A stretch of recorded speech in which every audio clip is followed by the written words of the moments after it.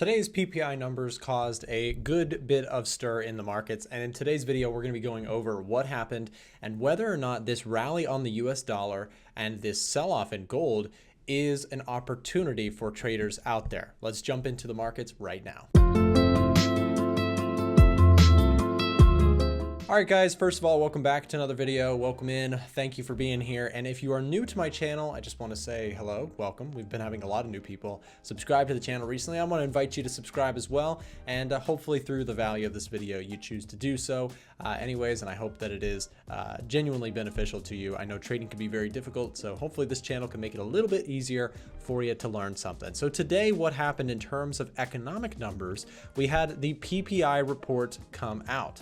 Now, PPI, what does this mean? It's the Producer Price Index, and it shows inflation measurements from the producer side of the supply chain. Now, of course, many traders are familiar with yesterday's number, which was the CPI, which is the Consumer Price Index, because of course we all understand that when you go to the grocery store and spend a certain amount of money, if it's a lot more than what you used to spend, that's very relatable to everybody. But PPI shows further up the supply chain what producers are charging, what that exchange is looking like. And today we saw complementary numbers, I would say, at 0.2% rise month over month compared to the 0.3% to what we saw yesterday in CPI. We saw more cooling on the inflation front. So why in the world, Nick, is the dollar so strong here today? Why are we seeing a rally in the US dollar despite what many would consider sort of good news for the inflation problem, continuing in the right direction? So why is the dollar rallying? Well, again, strong readings on high levels of reading on inflation generally cause the dollar to spike higher because people are afraid more interest rates are coming, higher interest rates for longer. That sort of narrative gets talked into the market. Well, today we saw the opposite. We saw cooling inflation, and yet still the dollar rises off of this. Well, there's arguments for why. Maybe some of the market was forecasting what came out to be today to be a little different, so on and so forth.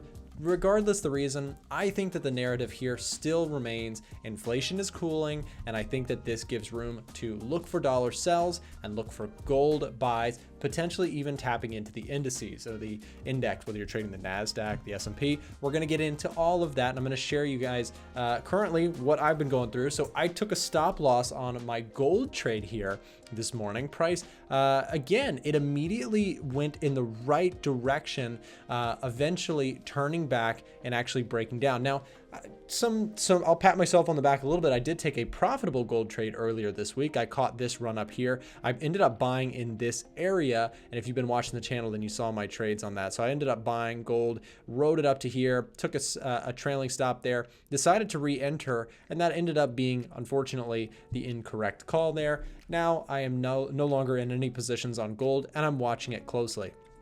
Now, I still think that, again, today's PPI number, cooling inflation combined with what we got in CPI yesterday, is still overall a still bullish scenario for gold in my personal opinion. However, what we saw too is, if you want to take a look at the cousin of gold, you've got silver, which sold off very hard. Why is this? Well, Producer Price Index, of course, tracks producers. It tracks the commodity market a little bit, right? Well, commodity prices are down, and of course, gold and silver, when relating them to one another, silver is the more commodity-based sort of side of that, I would say. Gold has a little bit more of a human nature value, right? Gold has been that store of wealth for thousands and thousands of years. It has a bit of a risk-off narrative to it that silver may lack, whereas silver is sort of viewed more, in many cases, as an actual, tangible, useful commodity, right? Silver is used in iPhones and, all sorts of production things. So if we see potential recession fears, or we see, that market, the PPI number today cooling a little bit, it could have a little bit of a negative push on silver, etc. Again, I'm still bullish on gold. I think part of the reason here from a technical perspective is that we had this breakout, beautiful sweep to the upside. Price pulled back into this area of support. and pushed off of it. So as long as we stay above this, I'm interested in potentially re-entering this. Even if we are going to range bound here for a little while, I'm willing to hold gold for that potential run back to the previous highs that I think we are very possibly going to see in the near future. We'll see if I'm correct about that. Again, please remember, this is not financial advice. I'm sharing my opinions and my market forecast, whether I'm right or wrong. You know, I'm not here to tell you what to do with your account. So regardless, let's keep going. We'll take a look at what's happening with the dollar. So the dollar rising up here today, very strong. In my opinion, this looks like it's a little bit overdone. As we rally into this level of key resistance, I would say most likely, I think we roll over here. Now, of course, if it blows through this, and by the time you see this video, it's been edited, it's been produced and put out for you guys, then, you know, I could be wrong by then. But my point here is I think that this level of resistance has been very, very resilient for sellers. I think it could yet again hold us at this upper limit here around 102.2. So I'll be looking for sells in that area. Again, long bias at gold if we get a little bit more of a pullback lower. Now, in terms of indices, let's take a quick look at the S&P 500, which retreated off of these recent highs. We didn't even get back to that 4170, 4180 area. We didn't quite even make it up to that point before sellers came in very strong here this morning. And for me, the S&P 500 is pretty choppy. It's pretty range bound. And I think we're waiting on our next strong catalyst to develop any sort of substantial move. And what I mean by that is, you know, we've had pretty respectable earnings here in the United States. Apple was very strong, right? We had lots of major corporations producing pretty resilient numbers.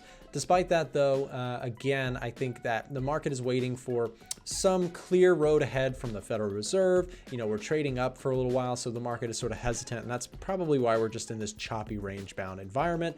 What I'd be looking for is potentially a break higher. Any sort of pullbacks from there could be intriguing. But I will say one thing that is sort of concerning me as well on the indices is that if we take a look at where big money is positioned, we see that the S&P 500 is very short biased, right? And what I mean by that is we're looking at the COT report data. We call this the smart money tracker, and it's tracking what institutional traders are buying and selling, hedge funds, etc. They're short bias on the S&P on a net basis. You know, you compare that to the NASDAQ. The NASDAQ, they're sort of slightly long bias, which is interesting. But there's not a clear path, I would say, for indices right now. Now, again, what would get me to be a buyer? Well, probably a momentum breakout. If you see something like this, if you see a big break above that 4180, I'm definitely looking for any opportunities to buy that pullback and to ride the trend. So that's where I'm looking at the S&P 500 right now. I mentioned the NASDAQ. Let's pull up the NASDAQ here for a second. Here's your 4-hour view.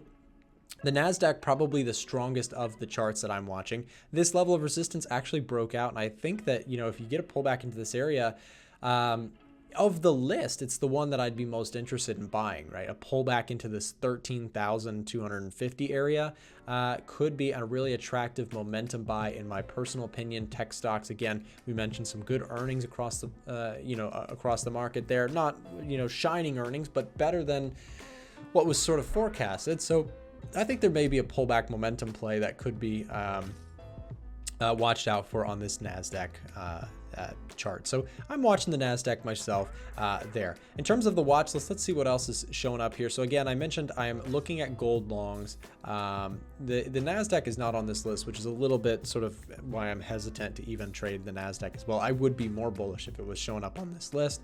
On the flip side, you've got AUD, USD. You've got a lot of Aussie pairs here for possible sells. You've got Euro USD as a possible sell. Let's go look at Euro dollar, by the way. Again, I think the Euro really took a beating here recently.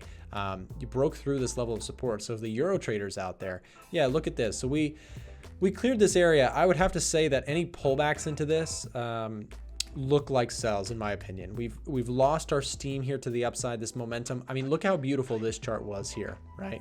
Higher lows, really, really nice. Went into a sideways range, and it seems like the market's making its choice. It seems like the Euro is falling out of favor here for the time being from a technical analysis perspective. And so technical traders, beware, I would say, be careful with longs here, I would say. Just be cautious as we see this area, what was demand, potentially hold as resistance on a retest. We saw it sort of intra-candle here where price, sort of briefly tapped back into this zone before finding sellers yet again. So I would say price action looks very bearish for the euro at this time. Let's speak about the pound here for a moment. The pound, big sell-off here, did not hold support as I thought it might.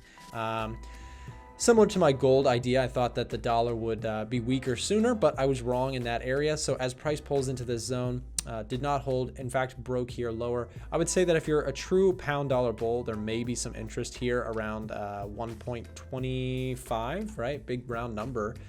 As we come into that zone, you've got past support could potentially be interesting. Not a primary trade for me. Again, I'm very focused on gold right now personally, and that's what I am watching. Now, I do want to remind you guys, if you have not already gotten a free trial of the EdgeFinder before, if you'd like to try out the software, here's how you can do so today for free. If you made it to the end of the video, we are offering trials to those of you guys who are watching the videos and just supporting the content. If you click the link at the top of the description down below, you can try out our software tool today for free. So what you're going to do is if you click that link, it's going to open up a chat box. This takes you to a direct message center where you can have a conversation with our support reps here at A1 Trading.